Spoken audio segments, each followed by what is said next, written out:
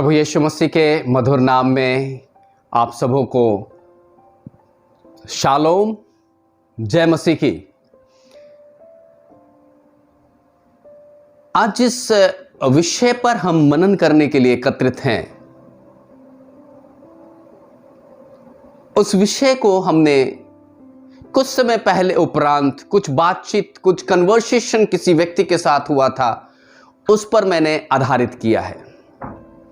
और ये कन्वर्सेशन, ये बातचीत जब मेरे साथ हो रही थी तो व्यक्ति विशेष बड़े निराशा के साथ ये कह रहे थे कि मैं जो भी काम करता हूं उसमें निराशा हाथ लगती है। मैं जो भी काम करता हूं लोगों की दृष्टि में बेहतर नहीं होती है। मैं जो भी काम करने का प्रयत्न करता हूं उसमें लोग खुश नहीं होते। कुछ समझ में नहीं आता कि मैं क्या करूं जिससे कि मेरे काम अच्छाइयों में गिने जाएं। मैं क्या करूं कि मेरा नाम भी अच्छों की गिनती में हो। और जब वो प्रश्न ये पूछ रहे थे तो मेरे लिए बड़ा असहज था कि मैं उसका जवाब तत्काल दूं या उस समय तुरंत दे दूं। मेरे पास जवाब नहीं सूझ रहा था और मैंने कहा धैर्य रखिए, मैं आपको जरूर इस विषय के बारे में बात करूंगा। और मुझे विश्वास है कि इस संदेश के द्वारा उन तक ये बात पहुंच जाएगी। लेकिन कई बार हमारे जहन में भी ऐसे प्रश्न उठते हैं कि मैं लोगों की दृष्टि में अच्छा बनना चाहता हूं, मेरे काम भी लोग सराहें, मेरे लिए भी लोग अच्छा सोचें। मेरे अजीजों, मूसा को परमेश्वर ने कहा खड़े खड़े उधार को देखो। बोलना नहीं है, कुछ एक्ट नहीं करना है, बस खड़े रहो। और आज जो परिस्थिति है, हम खड़े भी होते हैं और बोलते भी हैं और एक्ट भी कर देते हैं, जिसे हम प्रतिक्रिया करते हैं, कहते हैं। मूसा को यह आज्ञा मिली, खड़े रहो भैया, अपने उधार को देखो, हिलना डोलना नहीं, बोलना नहीं, चुपचाप देखो मैं क्या कर रहा हूं। आज परिस्थिति विपरीत हो गई है। हम परमेश्वर को अपने बदले बोलने नहीं देना चाहते। हम परमेश्वर को अपने बदले काम करने देना नहीं चाहते। हम परमेश्वर की योजना को एक कोने में स्थिर कर देते हैं और हम अपनी योजना के अनुसार बढ़ने का प्रयत्न करते हैं। हम ये विचार करते हैं और अपनी बुद्धि का सहारा लेते हैं कि हम ये काम करेंगे तो शायद ये अच्छा होगा। लेकिन मेरे अजीजों, हम मात खा जाते हैं क्योंकि हम करने के लिए खड़ा तो होते हैं लेकिन हम बोल बैठते हैं। हम करने के लिए खड़े तो होते हैं लेकिन हम प्रतिक्रिया कर बैठते हैं, जिसकी आज्ञा बाइबल के अंदर नहीं है। हमें धैर्य रखना है, हमें अपनी आशा बनाए रखनी है। अगर हम अपने जीवन के अंदर आत्मिक दशा में बढ़ना चाहते हैं तो हमें थोड़ा सा अपने जीवन के अंदर धैर्य की आवश्यकता बनाए रखनी होगी। और कई बार हम अपने धैर्य को खो बैठते हैं, जिस कारण से हमारा किया गया काम ना तो सफल होता है और ना बेहतर और अच्छा होता है। और इसलिए ना तो वो परमेश्वर की दृष्टि में अच्छा होता है और ना अगले की दृष्टि में अच्छा होता है। अगला मतलब हम जिनके साथ रहते उठते बैठते खाते पीते उनकी दृष्टि में भी वो अच्छा नहीं होता। तो करे क्या? आइए उस बात के ऊपर ध्यान करने से पहले या मनन करने से पहले एक छोटी सी प्रार्थना कर लें। पिताजी, हम इस समय अपने जीवन के हर एक भाग को आपके चरणों में सौंपते हैं आज की सुबह, और अब जबकि थोड़े समय के लिए हम अपने जीवन और जीवन से जुड़ी हुई प्रश्नों के उत्तर को खोजने का प्रयत्न करते हैं, प्रभु आप हमारे सहायक होइए। और जितने भी लोग इस वचन को आज सुन रहे हैं प्रभु जी, उनको अपना दिन गिनना सिखा प्रभु, ताकि हम हर्ष के साथ आशीष के कारण बन सके। इसलिए प्रभु जी हम आपसे यही कहते हैं कि हमारा वचन सुनना केवल ना हो, बल्कि सुन करके हमें उस पर चलने के लिए प्रेरित करें और प्रेरणा प्रदान करें। धन्यवाद स्वामी कि आपने प्रार्थना सुनी है। यीशु मसीह के नाम से इस विनती को मांगते हैं, दया से सुने और ग्रहण करें। आमीन, आमीन और आमीन। आज की सुबह मेरे अजीज भाई और बहनों, आज इस प्रश्न का जवाब जो मैं अभी कुछ देर पहले आपसे बातचीत कर रहा था, लोग ये सोचते हैं, निराश हो जाते हैं। लोग कई बार उत्साह से तो आगे बढ़ते हैं, लेकिन कहीं ना कहीं स्थिर हो जाते हैं, केवल इसलिए कि वो मनुष्य की दृष्टि में बेहतर और अच्छा और उत्तम शब्द की अभिलाषा रखते हैं।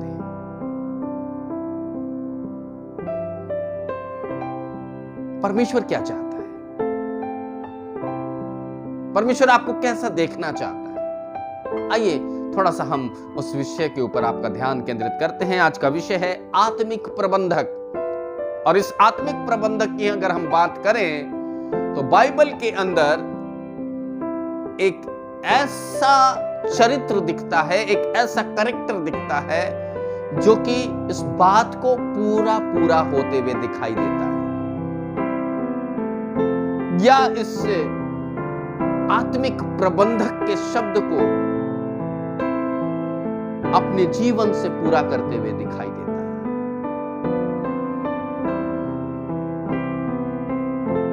और उस आत्मिक प्रबंधक को युगानी युग से जाना जा रहा है, और जब तक इस पृथ्वी का अंत नहीं हो जाता तब तक जाना जाएगा। हाँ, आपने ठीक सोचा, प्रभु यीशु मसीह। आइए इसने कैसे प्रबंध किया, एक आत्मिक जीवन के प्रबंधक के रूप में हम इसको गौर करेंगे। पहली जो बात है, अगर हम यूं समझने का प्रयत्न करें तो उसने अपने पिता परमेश्वर के उद्देश्य को स्वीकार किया, जिसने अपने नबियों के द्वारा प्रभु यीशु मसीह के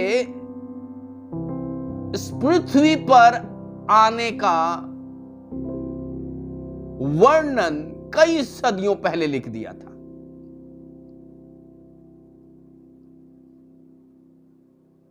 और वो प्रभु यीशु मसीह एक आत्मिक प्रबंधक के रूप में इस पृथ्वी पर आया, जिसे आप लूका, मत्ती, मरकुस के अंदर आप पढ़ सकते हैं कि किस प्रकार से प्रभु यीशु मसीह का जन्म हुआ।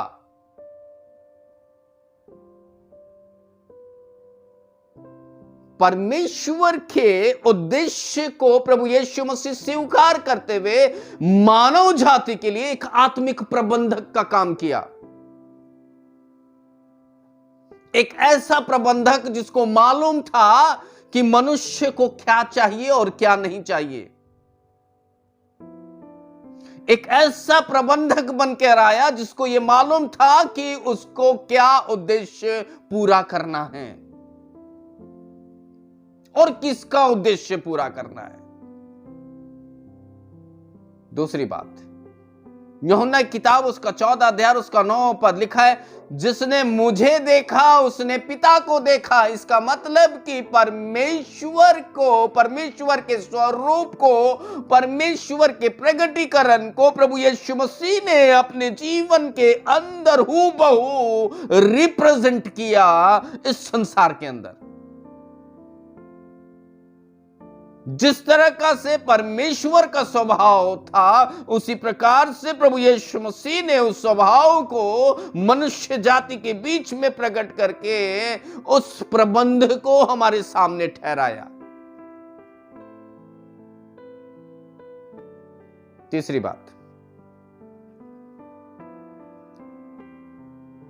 परमेश्वर के मनसा को प्रकट करके उसने आत्मिक प्रबंध मनुष्य के लिए किया, मानव जाति के लिए किया। क्या मनसा थी?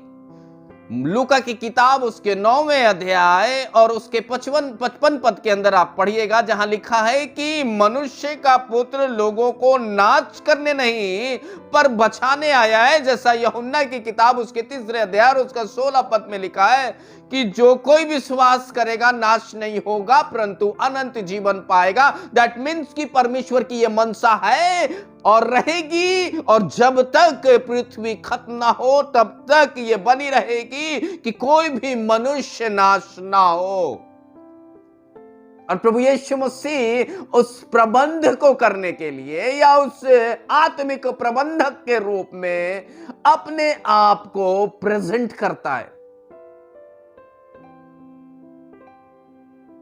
चौथी बात,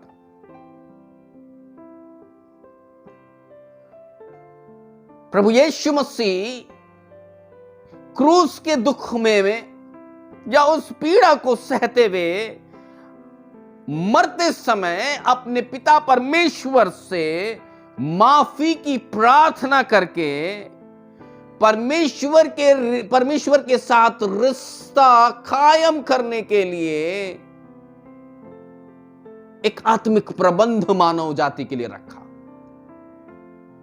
वो मरते समय जब उसका प्राण निकलने वाला है, जब उस दुख में है, उस दुख की घड़ी में वो यही कह रहा है, पिता इन्हें क्षमा कर क्योंकि ये नहीं जानते ये क्या कर रहे हैं। लूका 23:34। एक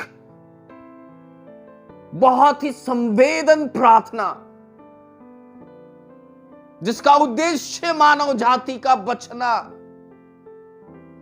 एक ऐसा प्रबंध कर देना कि मृत्यु के बाद मनुष्य परमेश्वर के क्रोध का अधिकारी ना बन जाए या परमेश्वर के कोप के दंड का भागी ना बन जाए। इसलिए उसने उस क्रूस के ऊपर एक आत्मिक प्रबंध मानव जाति के लिए किया कि मनुष्य परमेश्वर के कोप से बच जाए और नाश ना हो बल्कि अनंत जीवन में प्रवेश करे। हालेलुया। पांचवी बात, हमारे मृत्यु उपरांत पुनरुत्थान और अनंत जीवन का आत्मिक प्रबंध हर एक मानव जाति के लिए ठहराया। क्या हुआ?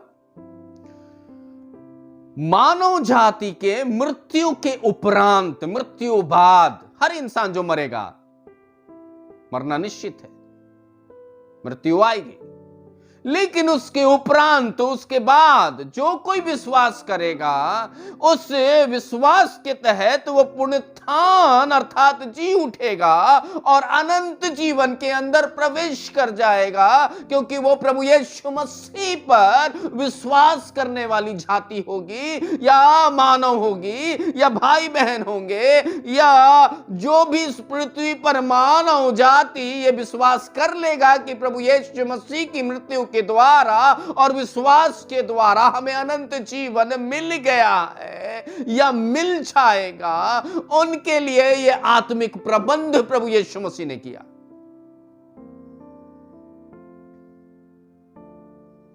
अगर यूहन्ना 11 और उसके 25वें पद में पढ़िएगा तो वहां लिखा है, पुण्यस्थान और जीवन मैं ही हूं, जो मुझ पर विश्वास करता है यदि मर भी जाए फिर भी जी उठेगा। एक आत्मिक प्रबंध हर एक मानव जाति के लिए किया गया जो प्रभु यीशु मसीह पर विश्वास करे। कितना खूबसूरत आत्मिक प्रबंध प्रभु यीशु मसीह के द्वारा किया गया। परमेश्वर की मनसा को एक्सेप्ट किया, परमेश्वर के स्वभाव को प्रकट किया, परमेश्वर के उद्देश्य में सम्मिलित हुआ, मरते हुए हमें माफ कर गया,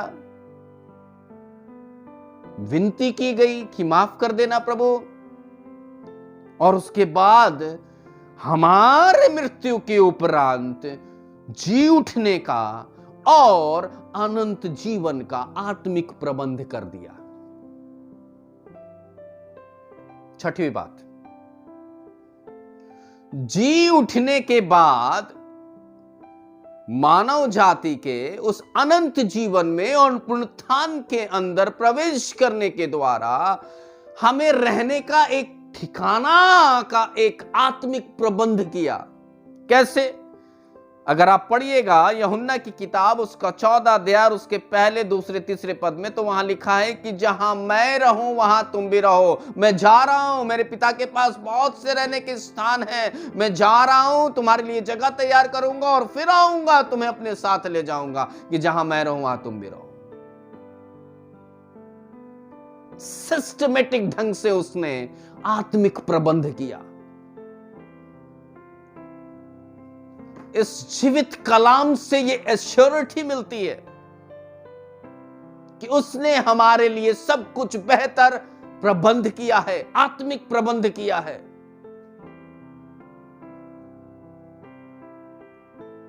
उसने हमें ये गाइडलाइन दे दी है कि हमें भी यही करना है। उसने भी ये दिशा निर्देशन दे दिया है कि तुम्हें ऐसे ऐसे ऐसे करके तुम्हें अपने जीवन के लिए और अपने परिवार के लिए, अपने कुटुंबियों के लिए और अन्य उन भाई बहनों के लिए तुम्हें आत्मिक प्रबंध करना है। लेकिन विडंबना यह है कि कुछ लोग, इसमें सेवक लोग भी हैं, प्रचारक लोग भी हैं, हो सकता है आपकी दृष्टि में मैं भी इंक्लूडेड हूं, मैं अपने आप को नहीं छोड़ रहा हूं, हो सकता है मैं भी इसमें हूं, शामिल हूं। कुछ लोग आत्मिक प्रबंधक बनने का प्रयास तो करते हैं, पर प्रबंधन का बोझ या दर्शन नहीं होने के कारण रोते रहते हैं। अभी जैसे उस भाई से हमारी बात हुई, वो क्या, सब तो हम करना चाहते हैं पर बेहतर नहीं होता। हम चर्च के अंदर अपना योगदान देना चाहते हैं लेकिन लोगों को पसंद नहीं आता। हम चर्च के अंदर आराधना करना चाहते हैं, लोगों को पसंद नहीं आता। हम लोगों के बीच में प्रार्थना करना चाहते हैं, वो प्रार्थना उनको पसंद नहीं आता।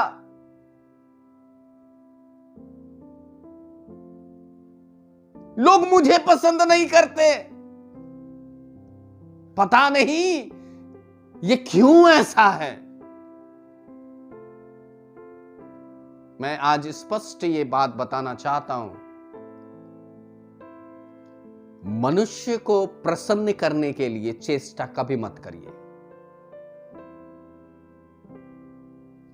मनुष्य कभी भी आपके व्यक्तित्व से, आपके व्यवहार से, आपके आत्मिक जीवन से, आपके आत्मिक उद्देश्य से कभी प्रसन्न नहीं हो सकता, भले वो कितना भी बाइबल ज्ञाता क्यों ना हो, दिन में वो 75 बार प्रार्थना क्यों ना करता हो,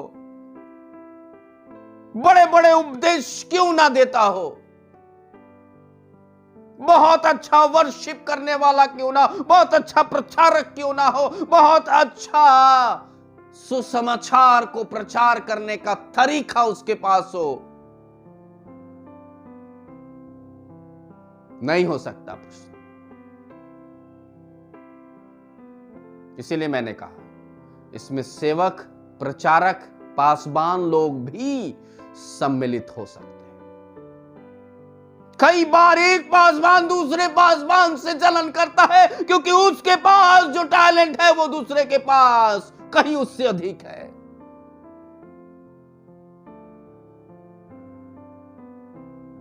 कई बार एक पासवान दूसरे पासवान से इसलिए जलन रखता है क्योंकि उसकी कलीसिया के अंदर, कलीसिया की संख्या, लोगों की संख्या अधिक है और उसकी कलीसिया के अंदर थोड़े लोग। कई बार सेवक लोग एक दूसरे से जलन करते हैं क्योंकि उनको लगता है कि वही उद्देश्य की पूर्ति के लिए चुने गए हैं, दूसरे की सेवा उनके लिए मायने नहीं रखती। वो रोते रहते हैं। क्यों? क्योंकि वो इंसान को प्रसन्न करने की चेष्टा ज्यादा करते हैं, बल्कि अपने आप को एक आत्मिक प्रबंधक के रूप में निर्माण करने के लिए वो ज्यादा उत्साहित नहीं होते। जिस दिन हम आत्मिक प्रबंधक के रूप में अपने आप को तैयार कर लेंगे, उस दिन हमारा रोना चला जाएगा, क्योंकि बाइबल में स्पष्ट लिखा है कि वो आंसुओं को पोंछ डालेगा।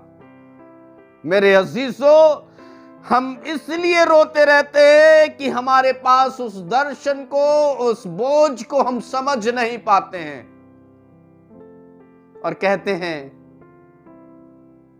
हमारी धार्मिकता तो मैले चितड़ों की तरह है। रोज प्रार्थना करेंगे, हमारी धार्मिकता मैले चितड़ों की तरह है। प्रचार करेंगे, हमारी धार्मिकता मैलो चितड़ों की तरह है। अरे भैया, मैले चिथड़े अब रहे कहां? क्योंकि प्रभु यीशु मसीह के लहू में तुम्हारा मैला चिथड़ा हीम के नाई श्वेत कर दिया गया है। कहां है मैला चिथड़ा?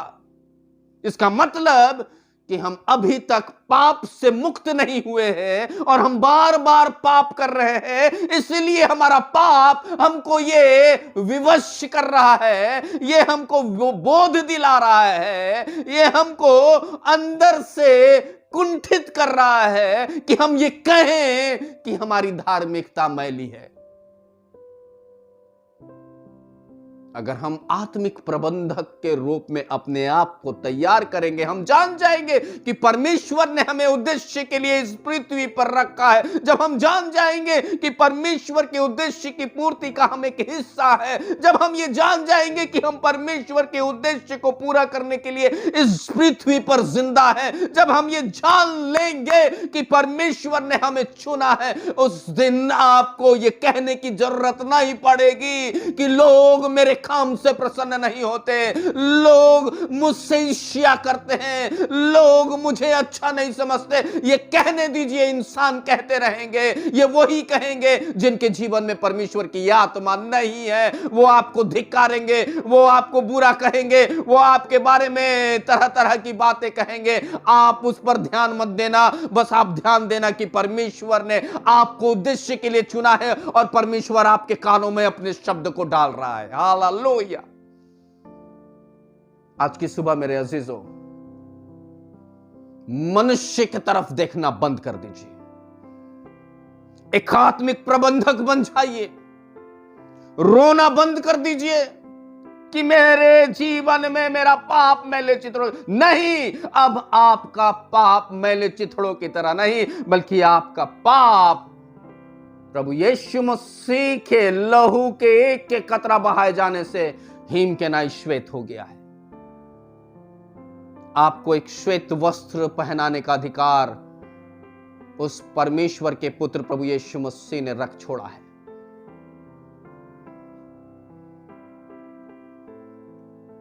इब्रानियों 9:22 में क्या कहता है?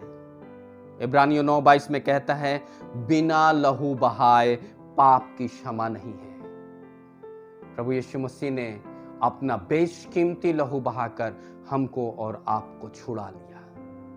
हमारे पाप में धार्मिकता के मैले चिथड़ों को उसने साफ कर दिया। फिर भी अगर हम कहते हैं कि मैले चिथड़े, मैले चिथड़े, मैले चिथड़े, तो इसका मतलब कि हम परमेश्वर के उद्देश्य में शामिल नहीं हैं। हमें अभी भी तक आत्मिक चेतना जागृत नहीं हुई है। हम केवल मनुष्य की तरफ देख रहे हैं कि मनुष्य हमको बेहतर बोले, मनुष्य हमको अच्छा बोले, मनुष्य मेरी वाहवाही करे, मनुष्य के द्वारा दिए गए शब्द पर हम घमंड करें। नहीं मेरे अजीजों, आपको परमेश्वर ने एक आत्मिक प्रबंधक होने के लिए चुना है, और जिस दिन आप आत्मिक प्रबंधक बन जाएंगे, जिस दिन आप आत्मिक प्रबंधक बन करके आप अपने आप को आकार देना शुरू करेंगे, उस दिन आपको किसी मनुष्य के मुंह से यह सुनते हुए नहीं, बल्कि ये सुनते पाएंगे कि ये सच में धर्मी जन है।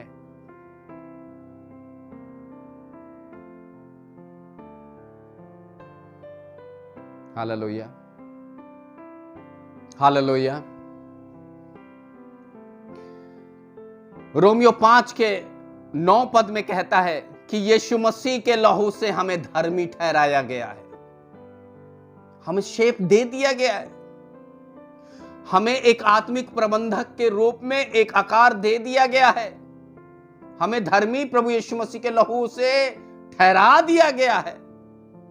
इफिसियों 2:13 में कहता है यीशु मसीह के द्वारा हम परमेश्वर की उपस्थिति में लाए गए हैं। हम प्रभु यीशु मसीह के लहू में परमेश्वर के पास रखे गए हैं कि वो हमें आत्मिक प्रबंधक के रूप में निर्माण करे। पहला यूहन्ना 1:7 में क्या कहता है, लिखता है यीशु का लहू पापों से शुद्ध कर चुका है।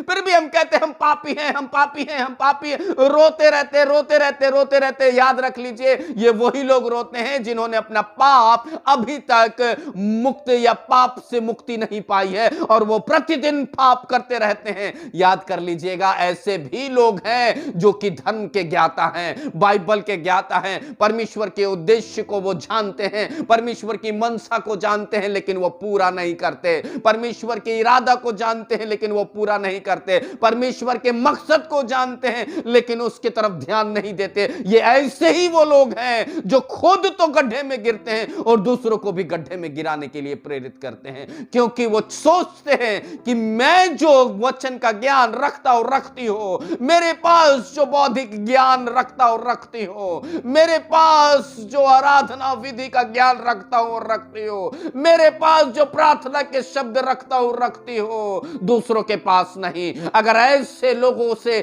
आप दूरियां बना लें तो बेहतर होगा, क्योंकि ऐसे लोग केवल आपको निरुत्साहित करेंगे, आपको उदासीनता में ले जाएंगे और आपको एक आत्मिक प्रबंधक बनने से रोक देंगे।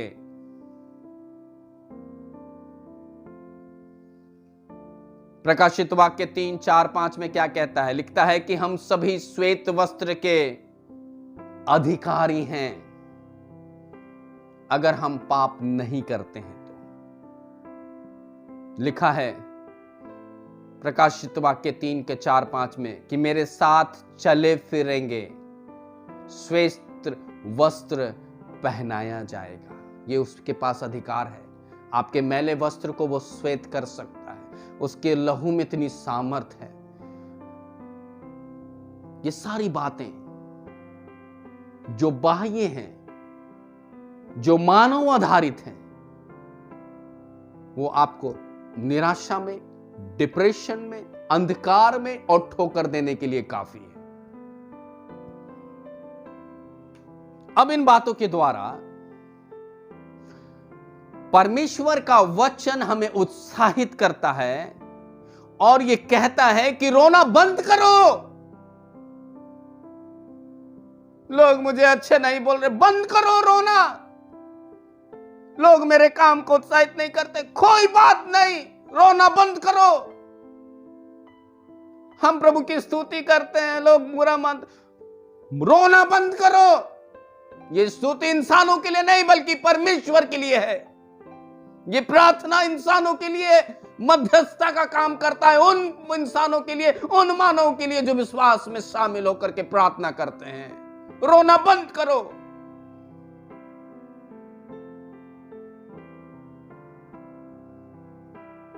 खुद और खुद के परिवार का तथा दूसरों के लिए बेहतर आत्मिक प्रबंधक बनने का प्रयत्न करो। अगर नहीं कर सकते हो तो ठोकर का कारण भी मत बनो। वचन स्पष्ट लिखता है कि ठोकर का कारण भी मत बनो। लूका 17 अध्याय के अंदर इस बात का वर्णन है 1 में। रोमियो 14 और उसका 13 पद में भी इस बात का वर्णन है कि ठोकर का कारण ना बनो। अगर ठोकर के कारण हो तो अच्छा प्रबंधक नहीं बन सकते। कई बार मैंने ऐसे सेवकों को भी देखा है, दो चित्ते हैं।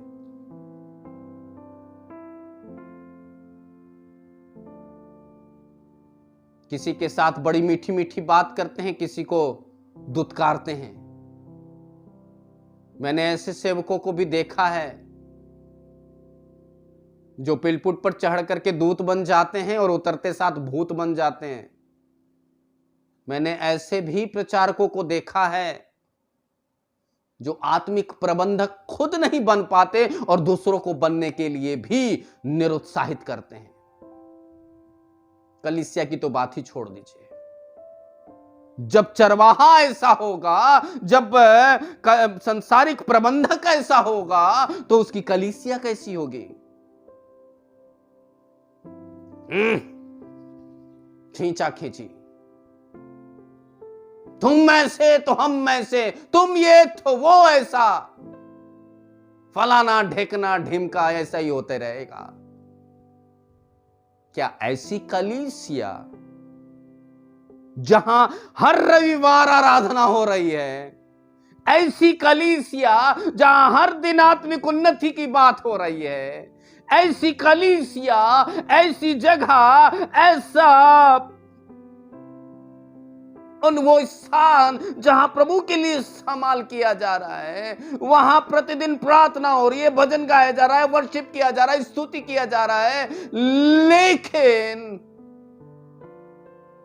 मन एका नहीं है।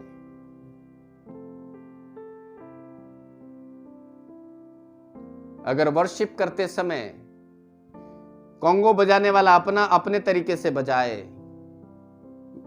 गिटार बजाने वाला अपने रिदम में बजाना शुरू कर दे, कीबोर्ड बजाने वाला अपना रिदम में बजाना शुरू कर दे, गाने वाला अपने रिदम में गाना शुरू करे, क्या वो सुनने में बेहतर लगेगा? नहीं। जब तक कि एक सुर, एक लय, एक रिदम और एक शब्द ना हो। ठीक वैसे ही मेरे अजीजों, आराधनालय के अंदर जब तक हम एक मन और एक चित्त ना हो, तो परमेश्वर की उपस्थिति नहीं होगी। वहां आत्मिक प्रबंधन की बात नहीं होगी, वहां ऐसे ही संसार की बात होगी। वो ऐसा तो ये ऐसा, उसने ऐसा किया तो उसने वैसा किया, उसने ये कर दिया, उसने वैसा कर दिया, और ये थेम डेबना सब कुछ वहां पर होना शुरू हो जाएगा। और बाद में पता चलेगा कि आराधनालय के अंदर आराधना तो हो रही है, लेकिन परमेश्वर की उपस्थिति और परमेश्वर की उपस्थिति नहीं है, ना करनी है। क्यों?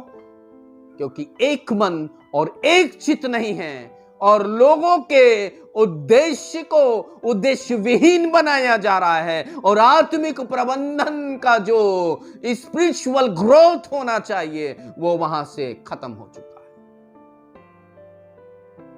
आइए आज की शाम जो हमने पूरे दिन बिताए हैं और उसके बाद रात को विश्राम किया है और उसके बाद एक सुबह को पा करके हम परमेश्वर के वचन को सुन रहे हैं, हम एक निर्णय करें, क्योंकि रोज एक शाम आएगी, रोज एक रात होगा और रोज एक नया दिन होगा।